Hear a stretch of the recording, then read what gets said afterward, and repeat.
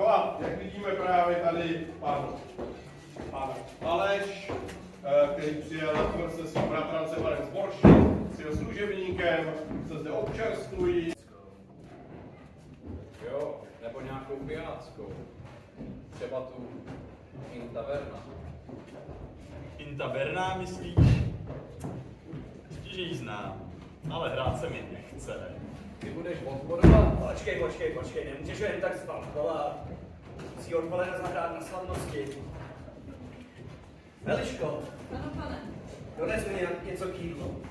Třeba za kužvance něco zahraje. Jistě. Že?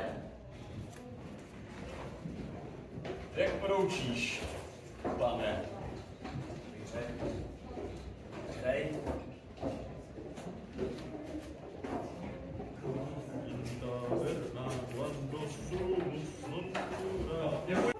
A nezapomeňte na křepel. Ale to jsou nám hosté. Vítejte na Malešovské tvrzi. Přišli jste právě včas. Dnes odpoledne totiž chci ohlásit zásnuby své jediné dcery, paní Teresky, s urozeným panem rytířem Zborš. Chudák Tereska, ještě s tím úplně bez sebe. Jarmilo, Můžeš ani vystat. Povídám ti mlč. Každá nevěsta je před svatbou jaksi nesvá, že? To když já byla mladá a měla jsem se vdávat. Taky jsem svého muže nechtěla. Ale po svatbě člověk uvykne všemi. I když o mrtvých jen dobře. Pan Ondřej už je pěkných pár let na pravdě boží. Ze mě je vdova a z mé dcery Teresky siroté. Kdyby nad námi nedošel ochranou ruku můj bratr pan Zbyněk, Bůh ví, jak by to s námi všemi tady dopadlo. Pan Zbyněk, který nosí ve šukráli Zikmundovi, Jary Slyšové. Že tě nebolí tvá huba nevymákaná? Kdyby nebylo pana Zbyňka, nejsi tu? Je pravda, že pan Zbyněk sloužil králi Zikmundovi, ale je to dobrý kališník, tak jako my všichni. Ostatně myslím, že člověk může stejně dobře sloužit kalichu jako korunovanému králi. A vůbec, povězte tady hostům, co se chystá. Z těch vašich jedovatých klevet mě bolí hlava, jdu si sednout po chvíli. Rád pod okýnkem. Nemám se za co stydět. Mé srdce patří Teresce. Cože? Tereze? Ta je zaslíbená mému bratranci. Panu Boršicovi. Běž, Martine, ukaž mu zažít toho holka.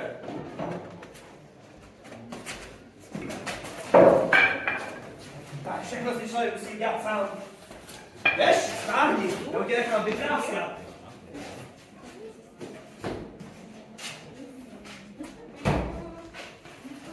A ty, co to mělo být, ty? Taky jdem.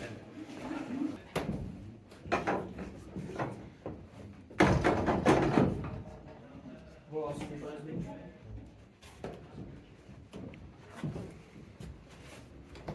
Řekni, Čechu, jak se ti líbí místo velitele posádky tady na Malešovské tvrzi? Inu, já jsem ji samozřejmě zavázán, že si mě vzal s sebou, když se stal ochráncem paní Leonory a poručníkem její dcery. Výborně. A řekni mi, jak jsi na tom s Kalichem, papežem, Zikmundem a podobnými věcmi? To jde mimo mě, já jsem jenom obyčejný žoldák. Tady se přijímá z Kalicha, tak já budu taky. Ale když zaplatí papež, tak budu třeba na křížovou výpravu. Výborně. Lepší jsme očekávali. Pak tedy nezbývá ještě seznámit a postavit tě před hotovou věc. Jsi pochopil, náš nejmilostivější král Zikmund Lucemburský chystá válečnou výpravu opět na Prahu. Jenomže Malešov mu stojí z cesty. A tak je připraven zaplatit pěknou hromádku ve zlatě za to, když mu Malešovi dáme. A jak to chceš udělat? Tvrz patří Leonoře a ta přijímá z Kalicha. A teďka pan Zboršic, když si vezme Teresku, to je taky kališník. To mě ten omyl. Boršic si Terezu nikdy neveme. Jak už si řekl na začátku, pan Zbyněk je poručníkem paní Terezy. No, A tudíž. pan Zboršic už dorazil. Ne. Paní Tereza si tím pádem veme toho, koho Zbyněk určí. A to, že tady má družinu, tak kvůli tomu si tady. To přivede jenom svára krve pro lidi. A já chci vědět, jestli když dojde na pěsti, budeš stát na naší straně a budeš hájit naše práva. Inu, tak si přísahíme, že uděláme všechno, abychom podpořili našeho dobrého krále Zikmunda v jeho kampani. Výborně, ruku na to. Jsme domluveni. A vy, jestli jenom ceknete, tak... A my domluvíme detaily. Tak.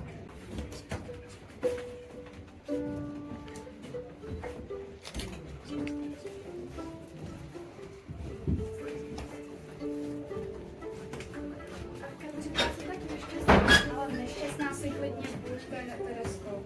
Buďme ale podle svou nejjasnější dobu, ať je můžu upravit. Ty si z toho děláš pořád streamy, Kateřina. Co jiného mi zbývá? Zásluhy jsou domluvené a pana Boršice si prostě vzít musíš. Konec konců zaslíbil mu tě už tvůj pan otec. Dej mu pán Bůh nebe. Ale já ho nemiluju, já přeci miluju Vítka. Ale já vím, Vítka trubadůra, co ti trnká pod oknem ty tvoje balady. Hezký noh to je, něžný, pohledný. Taky bych se dala říct. Obě ale víme, že to nejde. Proč by to nešlo? Teď svatba má být přeci z lásky. Teď nám to vyprávěl velebný pán z kostela. Ale povídali, že mu hráli. Kolik svateb z lásky znáš, Teresko? Jsi přece jenom urozená pana. Nemůžeš si vzít nějakého šumaře. Pan Boršic je přece jenom mladý a když ho zrovna nesužuje pakostnice, tak je celkem milý člověk. Já si ho prostě nevezmu, to radši půjdu do kláštera. Do kláštera? O, to by šlo, pane Terezo. Jenom, kam bys šla? K demonstrátkám do Louňovy třeba? Nebo chceš se cíjačkám do Sezemic? Nebo ještě do Prahy, k Klariskám třeba? Všechno je Žižkou vypálené a rozehnané. Kolik to může být? No to jsou. Páno Teresko, právě jsem přijel.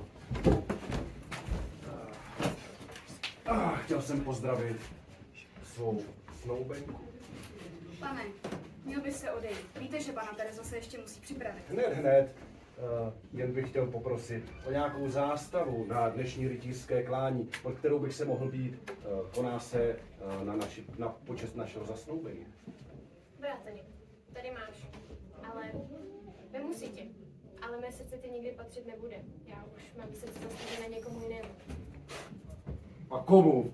Snad ne tomu hudlalovi, co ho pan Aleš vypráskal z tvrze. Ten už je záhumný. Do vesnice se neodváží.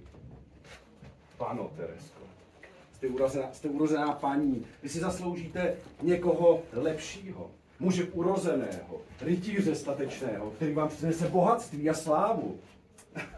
A bohatství já mám. Mám tvrz. 10 vesnic. V sedleckému klášteru jsem zabavil mlýn a po uprchlých papežencích mám jeden dům v Praze. Ale to je toho. Já znám jednoho, ten má v Praze domy 3. A koho? No, nedovoláme skutně hory, půldeníku syn. Pane, Ilisi, pana Tereza se musí připravit. Dnes se budu bít na vaši počest. A on se to podá. 5-3 děti, ona přijde k rozumu. Já přišla do hrubu, než doložit přímě Boršice. Tak je to on, kdo vypálil ty kláštery. Když nemůžu mít Vítka, tak nebudu mít nikoho jiného. Nerouhejte se, Teresko. Pojďte se radši pomodlit Bohu. On už to nějak zařídí. Pomodlit.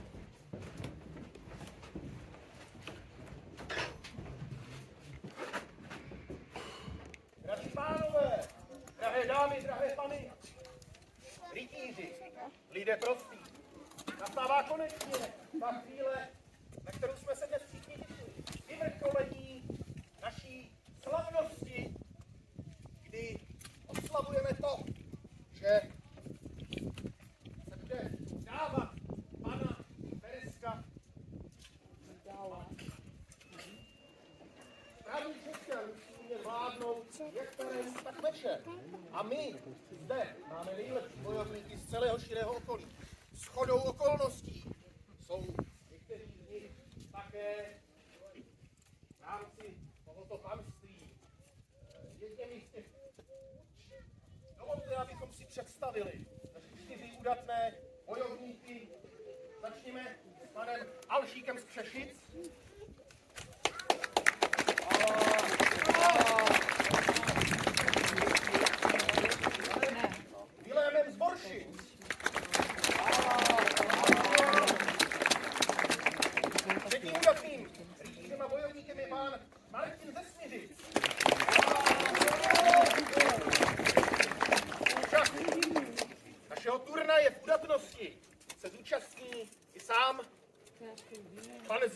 Zrinholce.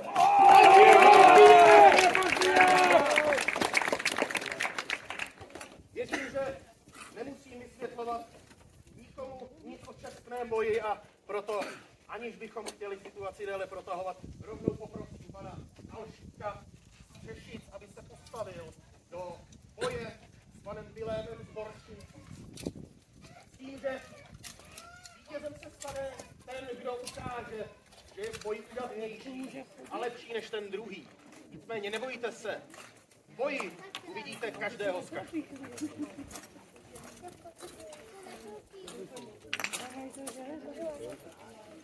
Urození pánové, můžete započít.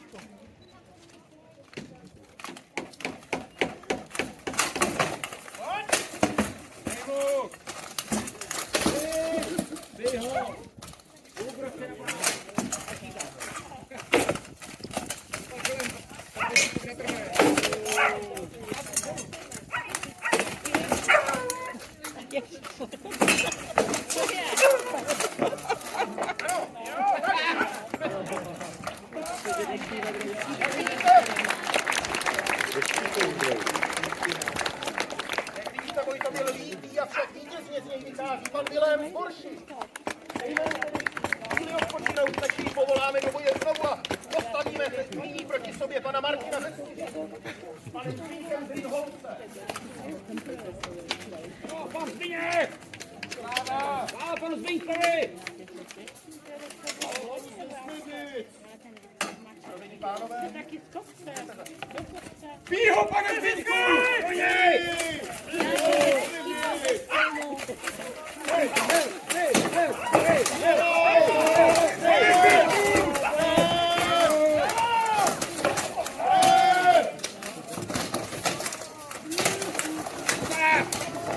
Ještě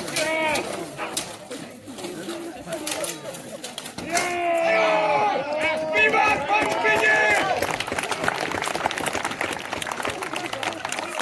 Pan Zbíněk z Rýnholce vyhrává boj, ale já poprosím pana Martina ze Studičku,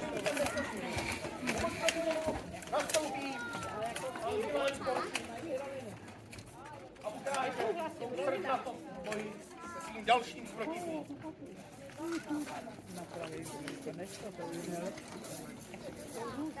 Pánové, připravení? Začněte.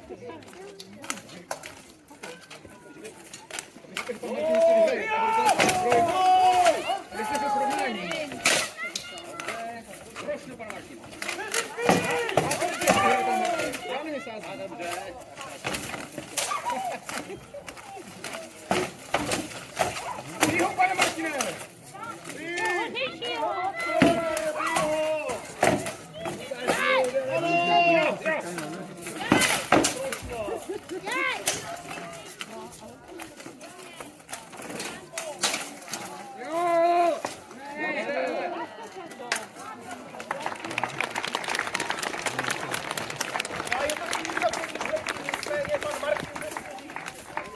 Byl poražený v druhém souboji. Druhý souboj. Po druhé vyhrává pan Vilém z Borši. Prosím nyní, aby se spolu utkali pan Alšík s panem Zbínkem. Bylo-li by to možné, urozený pane?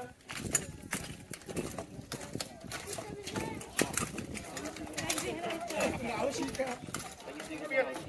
Můžete zapomínat. Jako malému děcku.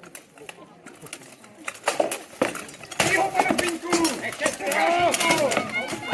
do něj! Jo! A prostě počítem. Dobře. Tak mohu je pánem naletovat.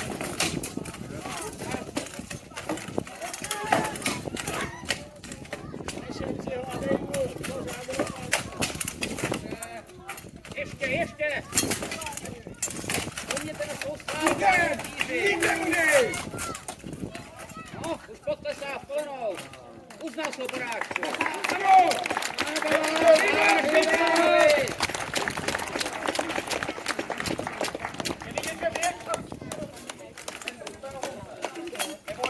Pan Zbíněk vyhrál. Ale přesto pana Zbíňka rovnou poprosím, aby zde zůstal, neboť se proti němu postaví pan Vilém z Boršic.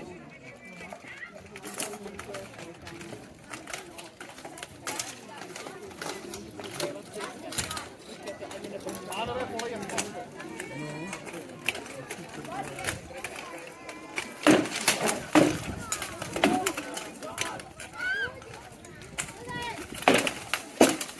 Pane Zbyňku, přijdu! Bíj ho, ale není štít!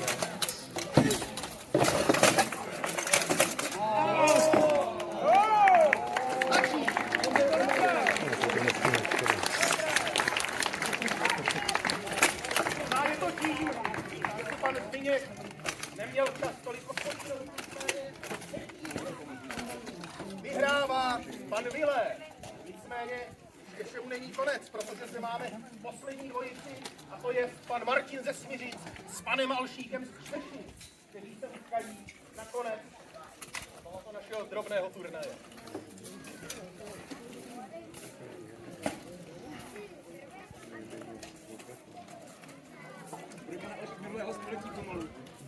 Pánové, můžeme začít.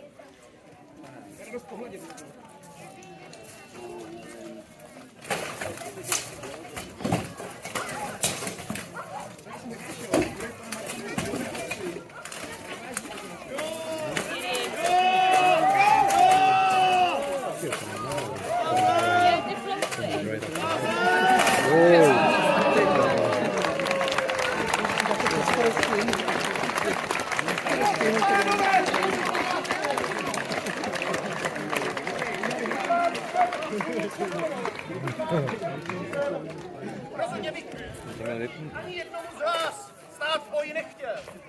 Nicméně největší udatnost a srdnatost v boji nám ukázal pan Vilém z Boršic, jež nevyšel poražen z jediného ze soubojů.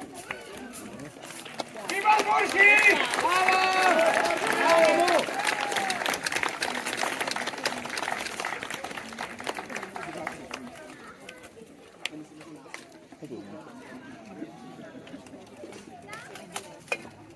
Své vítězství skládám k tvým nohám, sličná pana Teresko.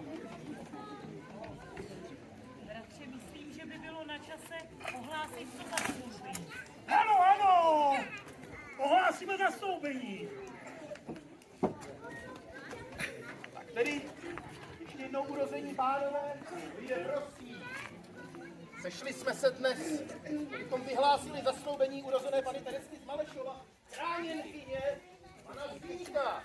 A vězte tedy, že on, jako její poručník, rozhodl takto. Pana Tereza zasnubuje se panu Zbyňkovi z Rinholce a jeho věno přináší mu tvrz Malešovskou s celým panstvím.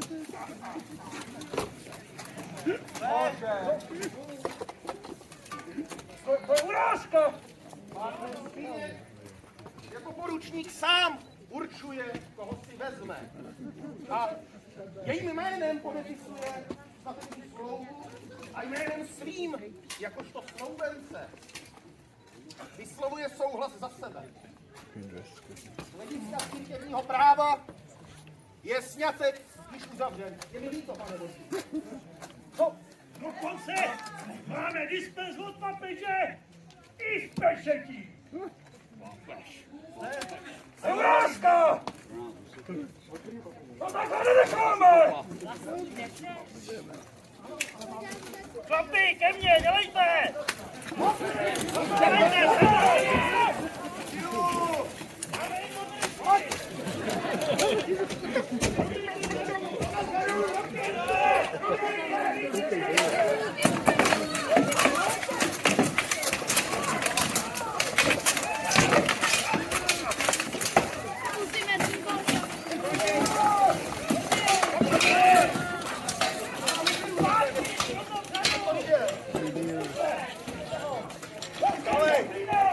Pane Martine, nahoru! Ústup do treze!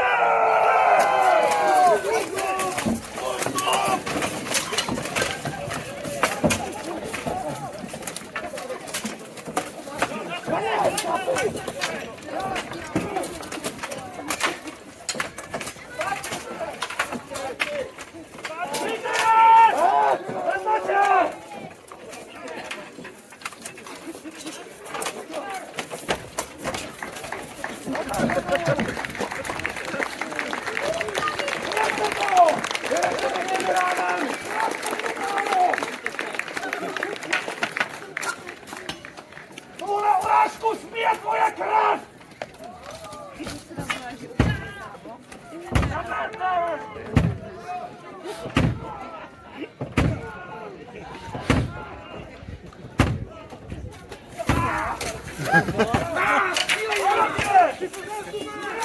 Hej, šípy! Do ruky!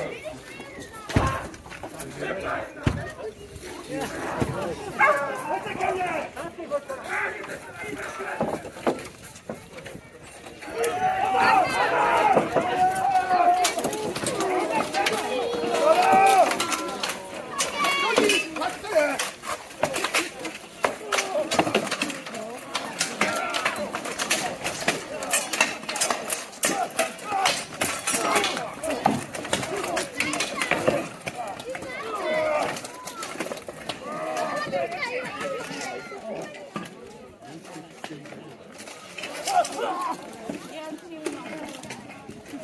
Pane Zbyňku, co s ním? Prosím tě, ukončí to!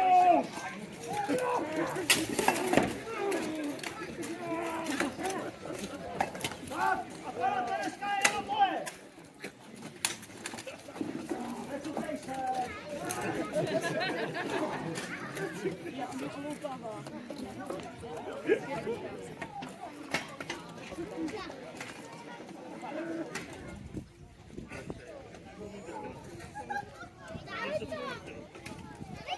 Marně si cukáš, Terezo! Marně! Kněz, který sváže tvé Rusy a Rusy pana Zbyňka ve svátost manželskou, už je na cestě!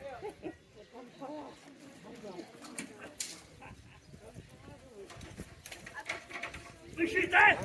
To je možná on! Otevřete bránu!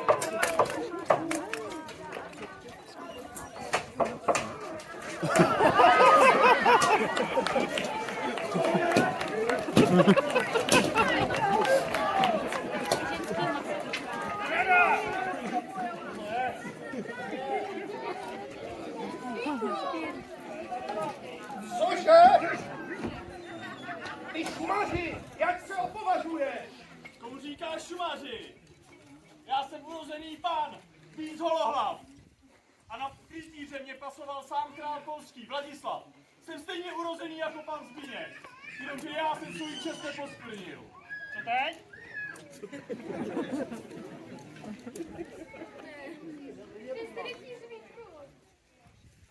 Odpust urozená pano to přestrojení. Jestli štáb mě poslal na výzvědy kolem Kutních hor, kde je na brzích mnoho tajných papeženců. A tady jsem potkal tebe. Ale dost. Bývá vyřešit ještě jednu záležitost. Pane Zbyňku, vyzývám tě na souboj. Srovnej ho! Srovnej ho, knechte! A ty se nečukej!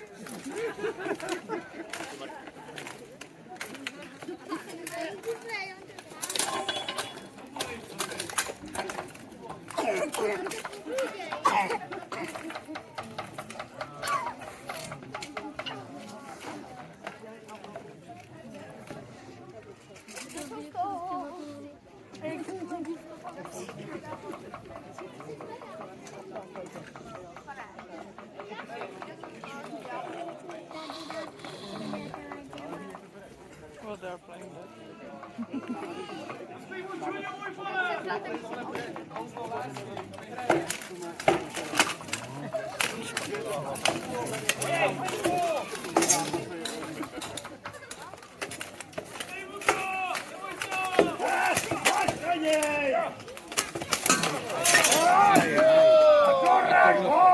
Doraž ho! Pozdravuj, špatně! Musíš tu tam potkáš, jistě noc!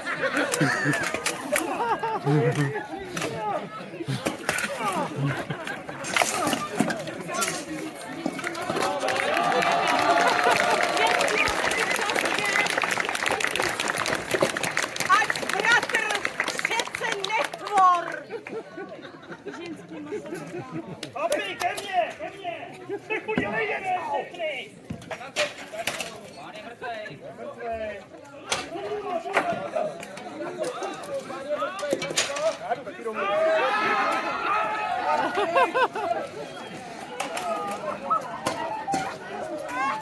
Tady není místo pro hodiny!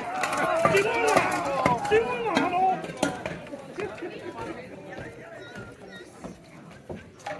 Uveďte ho! Uveďte ho!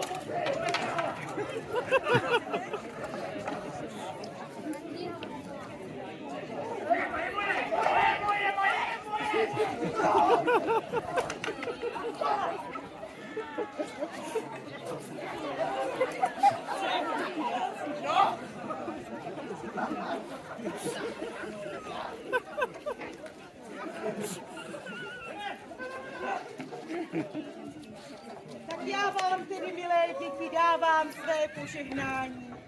Není to pravda požehnání otcovské, ale myslím, že i to mateřské bude stačit. Buďte spolu šťastní.